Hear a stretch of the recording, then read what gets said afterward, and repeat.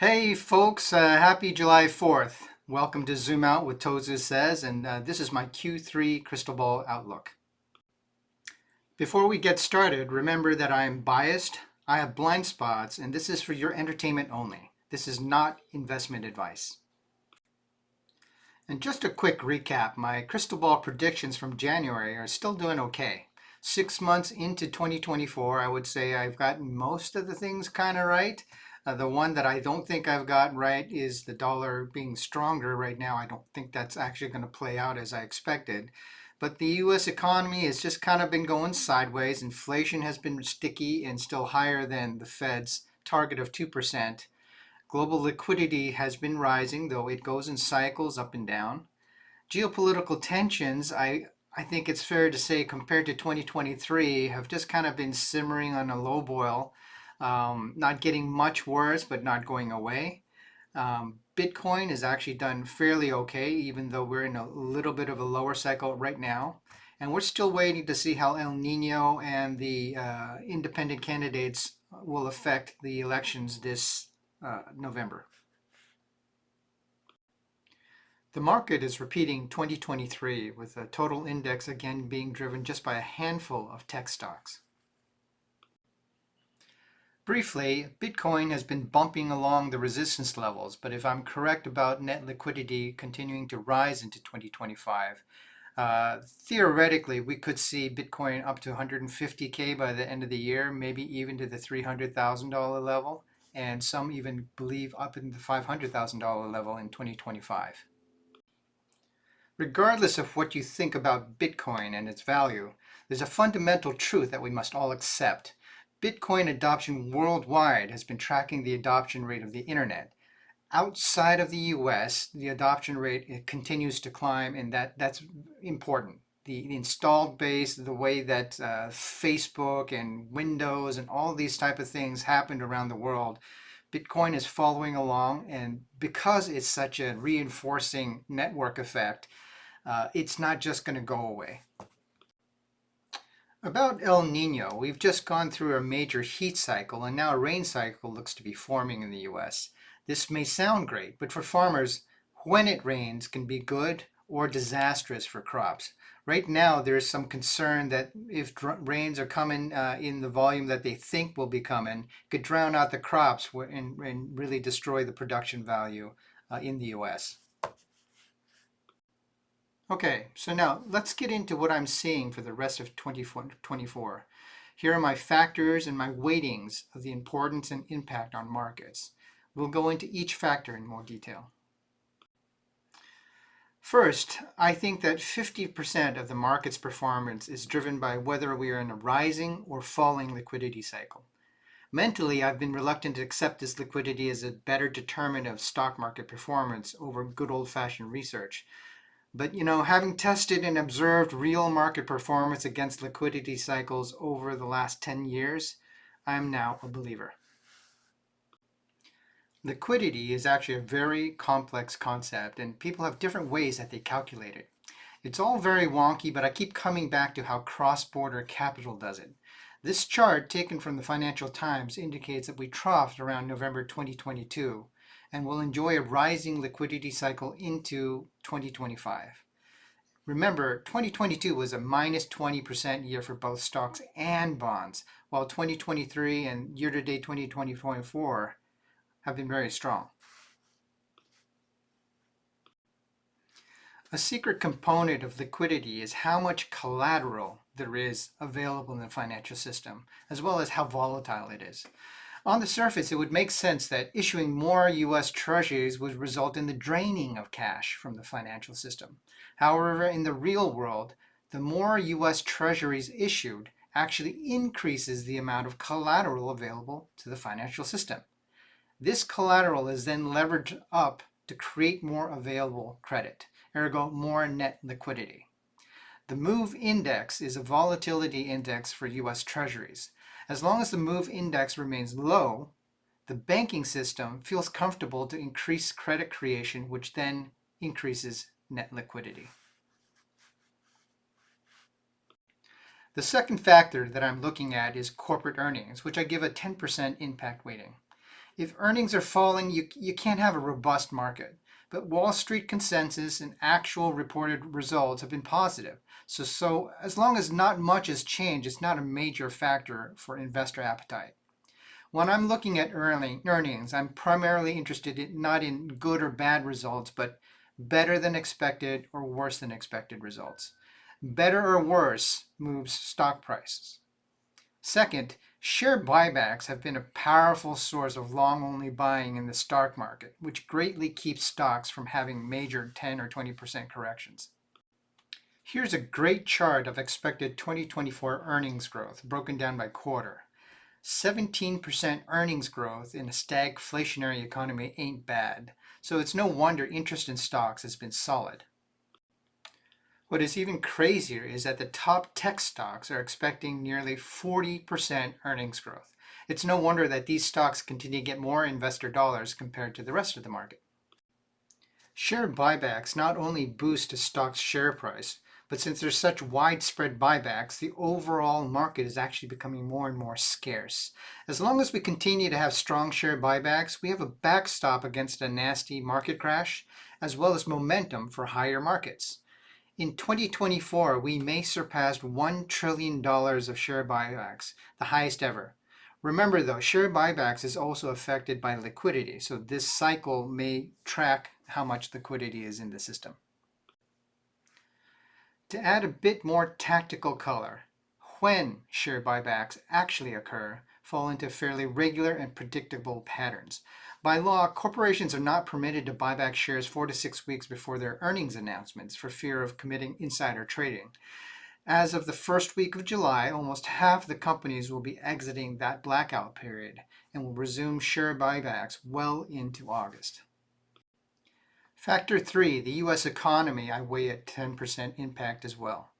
Again, there's so much data and scrutiny here that there are few surprises. Generally, we get weekly data on the economy, unemployment, services, manufacturing, etc. This factor only makes an impact when we get a few months of surprises. The Atlanta Fed publishes their GDP Now chart daily. For Q2, it's dropped from 3% to about 1.5%. Yes, I believe the economy is slowing, but will it go negative? I don't think that's happening anytime soon. Meanwhile, with inflation still around 3%, my call of a stagflationary vibe seems to be holding true.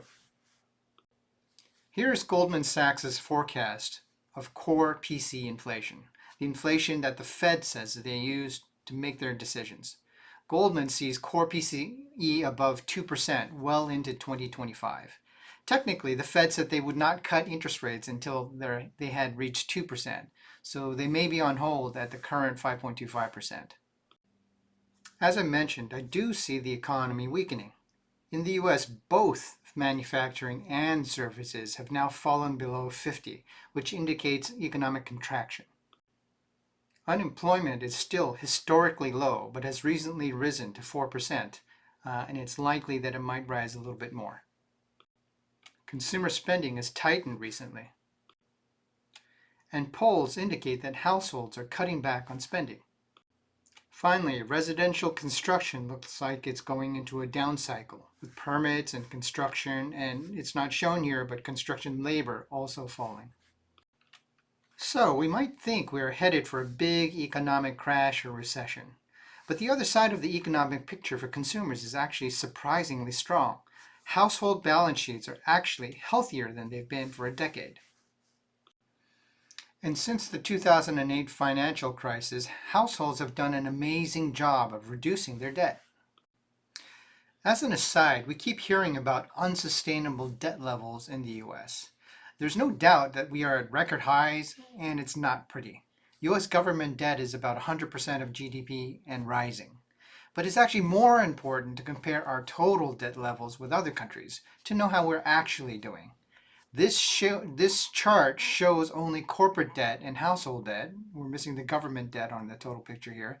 But suffice it to say, the US is in a relatively stronger position than the rest of the world. Missing is also China's debt. Although household and government debt levels are good in China, their corporate and regional debt is extremely ugly. All in, the US is about 100 plus 65 plus 65, or about 230% total debt, to GDP, while China is at about 40 plus 40 plus 300, which is about 380% of debt to GDP. With the rise of the internet and social media, US households have become nearly 40% of the stock market. Watch the movie Dumb Money to get a glimpse of how powerful retail investors have become. More importantly, with so much individual wealth linked to stocks, it's an important political factor to keep stocks rising.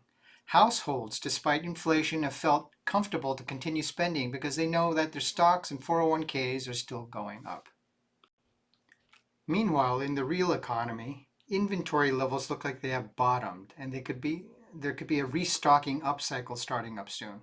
This is typically positive for how we calculate GDP. Another real economy indicator is the cardboard box indicator. A real economy can't grow if there's no shipping of goods, and goods need to be packed in boxes for shipping. Cardboard box demand is a proxy indicator of real economic activity, and it looks to be rising from a recent bottom. And finally, it's unlikely that we're headed for recession if withheld taxes are rising. The economy might be sluggish, but it's not going negative anytime soon. Factor 4 is the Fed and the US Treasury Department. They have an outsized impact as they affect longer-term fiscal and monetary policy and have massive scale. However, I give it a 15% impact weighting only because both these agencies, to some degree, are restricted by economic data. So we have a pretty good idea of where they're going, and we can guess their future actions. The top chart is the Treasury General Account, which is the US government's piggy bank for spending. You can see the blue arrow pointing to June 2023, where we ran the TGA down to fumes due to the congressional budget showdowns last year. Since then, Yellen has replenished the coffers and they are flush with cash to spend on hiring, US agency budgets, student debt relief, etc. This is an election year, and as with all presidents who want to be reelected, I don't doubt that some of this money will be spent to boost the economy. The bottom chart is the most recent Fed dot plot chart, where each of the Fed members guesses what they think the interest rates will be in the next 2 years. The majority guessed 4% in 2025 and 3% in 2026. Broadly speaking, no one is expecting interest rate hikes, and it's primarily a question of when the Fed starts cutting rates. Again, it's an election year. Not only would the Fed like to keep Trump out of the White House, but on a more serious and strategic matter, the Fed and Treasury want to manage the US Treasury yields for fiscal and market stability. I think they're looking for any excuse to cut rates as soon as possible. And the most likely excuse they can get will not be inflation, which is stubbornly above 2%, but rising unemployment, which is now 4%. If unemployment rises above 4%, I think the Fed will begin a small cut. And so we are post-presidential debate, and Biden's disastrous performance has created so much political uncertainty. But for my fifth factor of the US elections, I still only have a 10% impact weighting. Why? Well, when I dig into who actually votes, I wonder if it matters that much who the Democratic candidate is. And market-wise, there will be a few tweaks here and there, but the investable themes and trends remain strikingly similar no matter if it's Trump or Biden. The market feels fairly complacent whomever wins. Let's start with this chart, which maps the pre-debate Electoral College forecast. Of note, neither party is a shoo-in winner right now, and the 77 Electoral College votes of the 6 battleground states of Nevada, Arizona, Wisconsin, Chicago, Pennsylvania, and Georgia will determine the final winner. Also, if RFK were somehow able to garner 37 electoral votes, neither Democrats or Republicans would be able to clinch a win. In such a crazy scenario, the House would choose the president and the Senate would choose the VP. Now, I'm going to zip through these slides because I have a summary slide at the end, but I highly encourage you to Google Pew Research Voter Turnout 2018 to 2022 so that you can evaluate these charts and slides at your leisure. This first slide indicates that minorities tend to vote Democratic and that whites tend to vote more consistently. Here, non-college grads lean Republican, while age, education level, income level, and ethnicity all seem to have an influence on voter turnout. Younger voters lean Democratic, but not by much. The main insight I drew from this slide is that independents voted Democratic against Trump in 2020, but were evenly split during midterm congressional elections in 2022. Generally, the entrenched left and right are fairly consistent and loyal. It's always the independents who swing the vote. Although ethnic voters have been fairly consistent since 2018, Trump is trying hard to attract the Hispanic and Black vote this time. Polls have indicated that he's made some inroads, but again, polls are polls. Minorities and lower income citizens are not consistent voters. Here is where I think the Republicans will focus, the 50-plus age cohort. Not only do they vote, they're voting Republican. Perhaps it's the anti-wokeism, perhaps it's the nostalgia for an America that was the undisputed and only superpower. Whatever the reason, the Democrats need to win over this cohort to win the election. So, who actually votes? Net-net, there are more Democrats than Republicans. So it's all about which party is able to motivate their people to actually vote. A third of voters are over 65, and Hispanics are the least likely to vote. College grads are more consistent voters and tend to vote Democratic.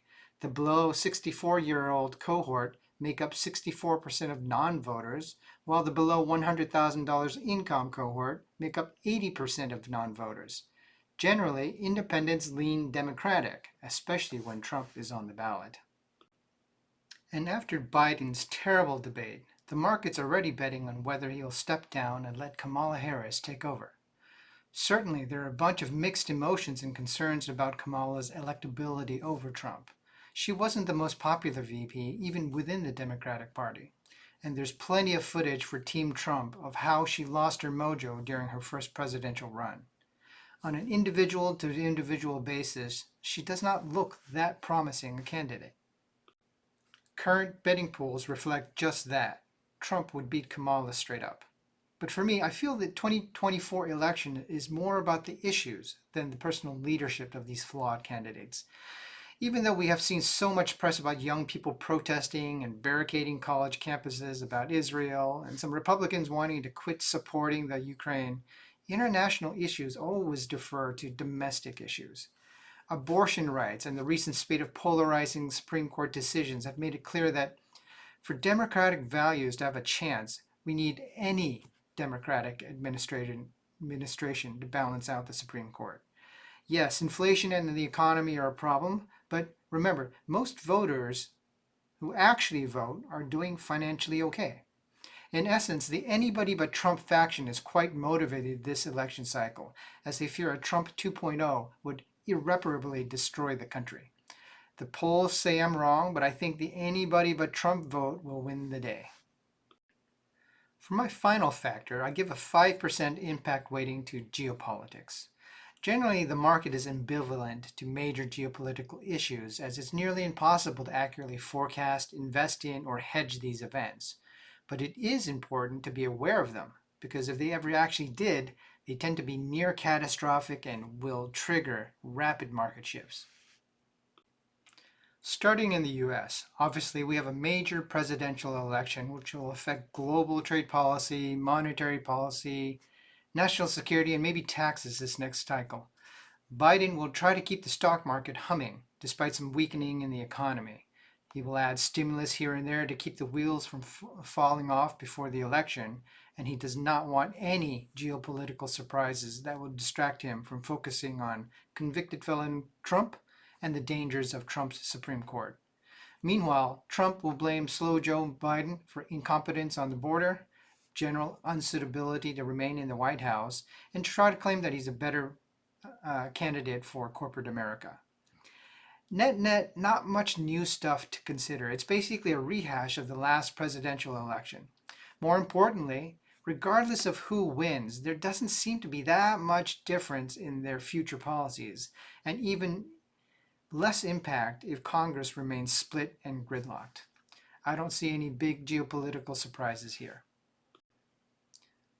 Along the other axis, Putin just wants to survive and wear down the West. With the recent political upheaval across the EU in France, Germany, Netherlands, and the UK, he hopes support for the Ukraine will weaken enough for him to go to negotiate. Fat chance, as Russia is the villain in this story, and even a messy EU will agree and unite against Putin. In China, Xi Jinping is simultaneously battling a unified Western front on global trade, while also trying to revive a domestic economy that is over-dependent on exports, debt, and real estate. Double whammy with no easy solutions. If he feels he's losing control, starting a war in Taiwan or the Philippines could help, but winning such a war is another matter. At least for 2024, I think he is making enough progress domestically that the war option is an unappealing one. Rather, he'd like to rekindle and renegotiate trade deals to keep China's factories humming. I think it's status quo with no surprises. Finally, the Middle East. At the core, it's Israel, Iran, and Saudi Arabia that drive the Middle East stability or instability. At the start of the Gaza war, Iran, through its proxies, was pleased about creating such tension and destruction far away. Israeli-Saudi trade agreements were put on hold, and social media campaigns against Israel worked surprisingly well to turn young people protesting and anti-Semitic.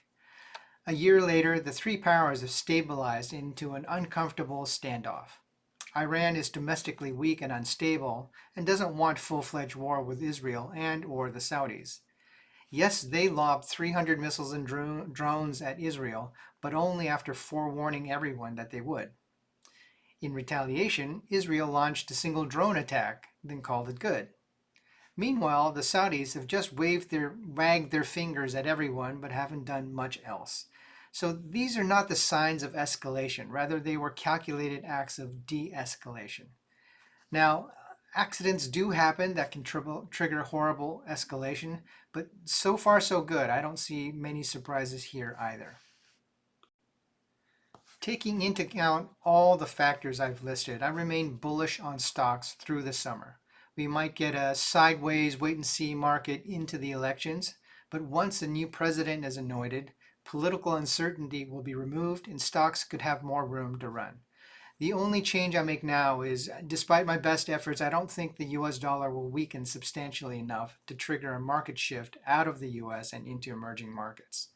US tech remains magically infused with AI hopium, while commodities, biotech, and defense will continue enjoying a tailwind based on fundamental supply and demand, as well as sovereign strategic policies. Finally, a parting chart to reinforce that presidential election cycle years tend to do all right. And with a tectonic backdrop of rising global liquidity, it'll take some horrible events and accidents to derail the markets. I think the bet is to participate in this market, and I'm looking onward. Thanks for watching. I hope it at least caused you to think. Again, these are just my opinions, which may change tomorrow with new data and information. Be sure to do your own research and manage your unique risks. In the meantime, I would love any thoughts or feedback, so feel free to share and contact me with any questions. Cheers!